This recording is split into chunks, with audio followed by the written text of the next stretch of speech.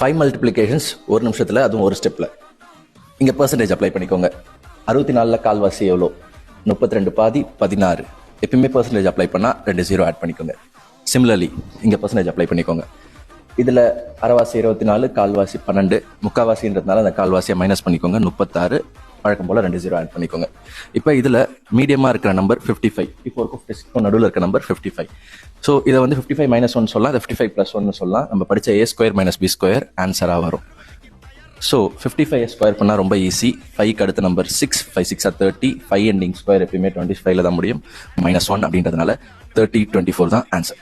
84% of 250 எனக்கு அது பிடிக்கல, இதை நான் மாற்றிக்கிறேன். 250% ஆஃப் 84.